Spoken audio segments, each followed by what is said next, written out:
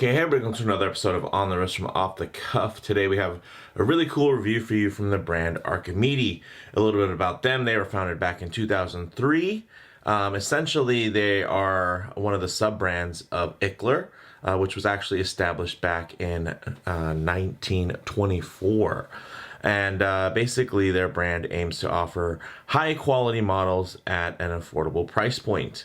Now, for this type of watch, I consider it an everyday watch. Some key common characteristics and design language when you're looking for something that can be worn every day. Of course, you're really just going to want a versatile blend of sporty and dressy attributes, which I think the Klassik 200 really nails here today. Now, a little bit about the Klassik 200 line. This is the SI.LS, which is for, SI, for silver dial and then on a leather strap. And essentially it's a do-it-all everyday watch that adds a hardened case, 20 atmospheres of water resistance, as well as a classic design. So with all those things kind of coming together, I thought that was really cool. The Klassik lines always kind of caught my eye. They have a bunch of different variations. They have, in terms of this particular model, there's also a very nice, bright, vibrant blue dial variation, but there are a bunch of sister models across the Klassik range, everything from chronographs to other kind of three-hand layouts like you'd see here.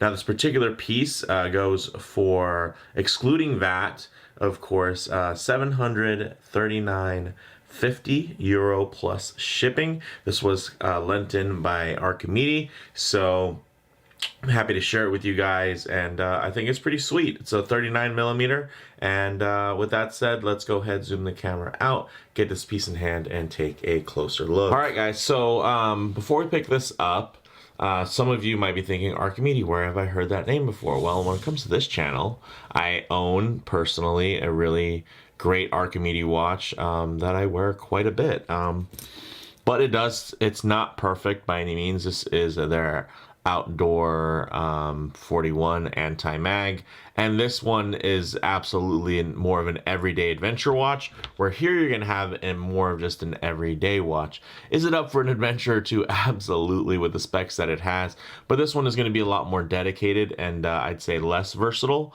versus the more versatile blend here, of course, and only being slightly less capable, really only coming short in the fact that here you get a screw down crown to achieve the 20 atmospheres. Here you're getting a non-screw down crown, and just very, very tight tolerances and fitment, and I'm sure seals from within the watch. So although water rated to both, of course you're going to get a little bit more just confidence inspiring here. Also, you're going to have the crown guards versus no crown guards there.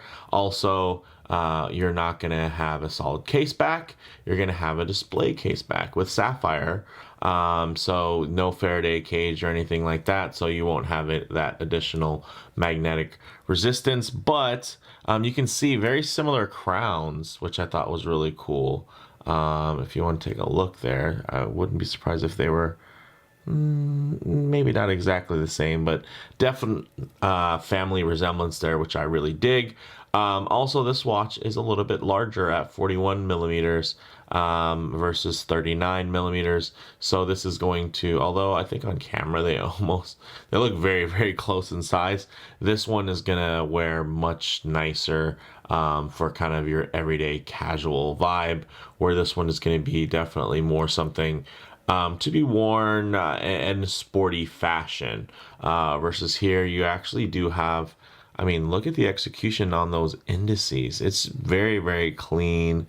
I love the the spelling of Klassik there, and automatic with the K's, with the cool kind of German accenting. So very, very nice. But yeah, I love this watch, but is there a part of me that wants something a little bit more versatile? And yeah, I think there is. This is definitely a lot more specific. And although I love this piece and, I would never sell it, I think it's really cool to have something within the same vein, within this Klassik 200 model, So yeah, I think it's great. So 39 millimeters in diameter, and it's only 10.8 millimeters thick with a 45 millimeter lug to lug, and it does have Ichler's hardened stainless steel case, which is great. It has a flat sapphire with inner AR coating. Very, very nice. The bezel is fixed and high polished, which gives it a nice touch and a little extra dimension. And then you also have this really big, grippy non-screw down crown that's signed nicely. But man, this thing is just, there's no wobble or wiggle in here. This is a really well executed crown. So I'm not even doubting that this thing has that level of water resistance just because of how nicely dialed in and precise this crown feels. And it doesn't feel sticky at all from the tolerances. It just is absolutely just rock solid with like no give. So I'm really impressed from that standpoint. Now the movement inside, you have of course the display case back with a sapphire window there, and then you do have a screw down case back with the nice etching all around. But you can see the movement inside is actually your Sellita SW200-1, which essentially is just, you know, another variation option slash you know, there's a rich history between Sellita and ETA, but of course the 2824 was the original design. The SW200 is basically a clone, if you will, with just an extra jewel. But pretty much does everything the same. This isn't some really, as you can see, it's not some especially high grade execution on there. Definitely a lot more similar to something you'd see from the likes of Oris, with pretty much no decoration on the backside. But it absolutely does the job, and for a watch like this, I think you know, it does suit its more utilitarian nature. Now, from this dial, if you want to take a look at it, ooh man, this is, I know a lot of people are, oh, it's a white dial. Well, in traditional watchmaking fashion, we're going to call this a silver dial. It's actually a very pale matte silver that does render very white visually. In most cases, it has applied indices and polished hands, and those applied indices actually have some really great multi-dimensional finishing on them. You can see some brushing, you can see some beveling, high polished. I mean, it looks absolutely immaculate from that standpoint. You do have the date window at 3 o'clock, nicely framed, and BGW9 Swiss Superluminova. And then also you'll see on that dial, of course, Klassik 200, meaning that, yeah, that's 200 meters water resistance or 20 atmospheres, which is very, very impressive, especially considering it doesn't have a screw-down crown. I'm surprised they didn't go into more on the website about what type of seals and systems that they use to ensure that level of water resistance without having a screw down crown. But I'm very impressed by the fact that this thing doesn't have one. Now the strap that it comes on is black leather, nothing really special. It does have a nice 2mm taper though, so it goes from 20 millimeters down to 18 at a very nicely signed buckle. And high polished from that standpoint very well.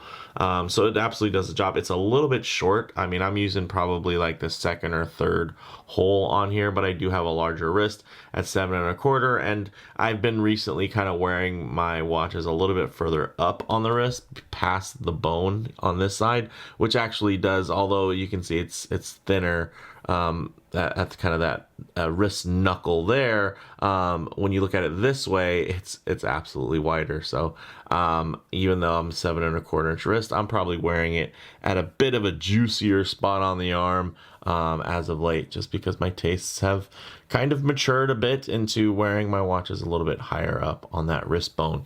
So with that said, let's actually get this piece on wrist and see how it wears. Alright guys, as you can see on my 7¼ inch wrist, this watch wears really well. I really dig it, and at 39 millimeters it is a sweet spot. I think a lot of people probably feel like 38 would be more of the sweet spot, but I think for how sporty this is, the 39mm case is actually quite nice. Although I will say that the watch does have a lot of nice taper to it in terms of the contours of the case here. As you can see, tapers off really nicely. So, you know, they probably could make it a bit smaller, because it's not like it's has some big bulky squared off features or anything like that. Also, the dial is quite expansive, but I will say, because those indices are pushed out to the outer realms of the dial, it does make it visually pop. It does help though that they do have the outer track there. So you can get a little bit more of, I guess, that it squeezes this visually your eye to the center of the dial. But because of those longer stick kind of indices there, it does end up kind of negating that piece of it, and you know, does make it feel like an expansive dial, which ends up making it very legible. So it definitely suits that kind of everyday environment in terms of legibility. Toughness, you're getting the hardened stainless steel case, which is great. And yeah, I mean, this thing is sweet. You can see it wears nice and flat. The lugs do drape down the wrist well.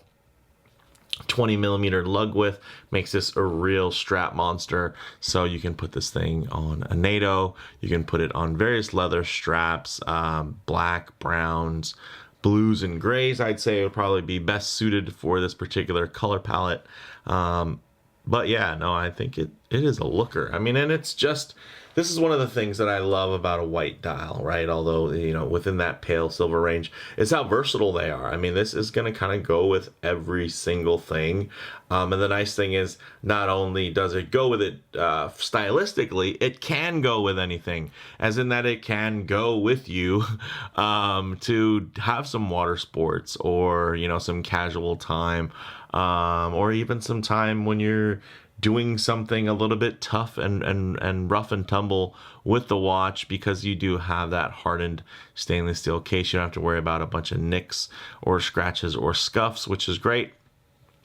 And then, yeah, it also is handsome enough to look absolutely fine. I mean, this would look great, you know, in a long sleeve kind of button down if you need it to as well. I think it absolutely does the job. And then the blue, of course, being the more playful one. I'm surprised they didn't do a black dial variant, but at the same time, you know, if I had to narrow it down to two dials, I'm glad that they did keep the blue and the white as options. But yeah, I think this is a handsome piece, and I'm hoping they extend this Klassik 200 line to actually have more pieces like that.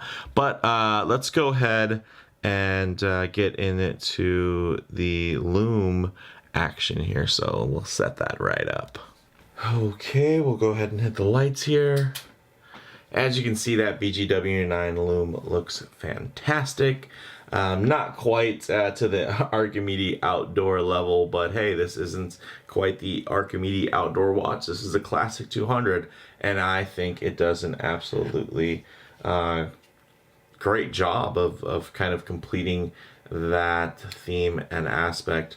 But one thing I do like to work in is some nice low light transitioning, because you're not always going to be out in the middle of a field enjoying direct sunlight. A lot of times you're going to be in less than optimal lighting, you know, walking in and out of buildings, maybe underneath an overhang, or through the shade of a tree if you are outdoors, or maybe you're just spending time in your favorite automobile.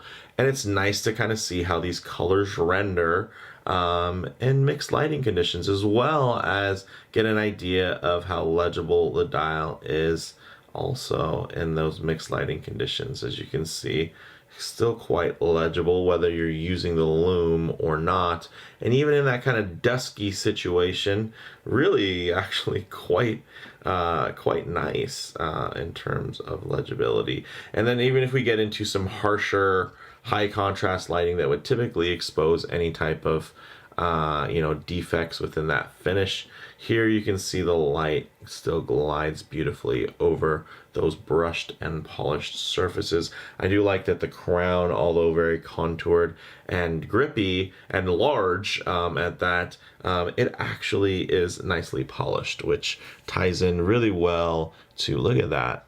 Look at the way the light dances around that high polished bezel, and it's not a super thick bezel by any means, but it just pops at the right times. And look at the way the light goes over the brushing on those indices, and it just really helps with legibility. Very nice and quite handsome again. So with all that said, guys, let's go ahead, get the lights back on here and talk about some closing thoughts. So on the wrist, it wears quite classy, guys. In terms of model variations, there's the direct blue dial version available, which is just like this, and then you can get it, of course, in this black leather or in a brown leather option.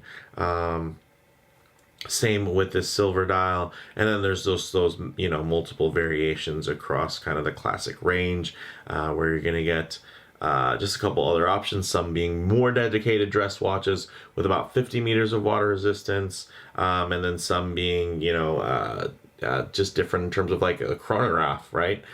So you're gonna get within that kind of classic design language, and there's a little bit of range to it, which I dig, and I like that this was kind of where the range went.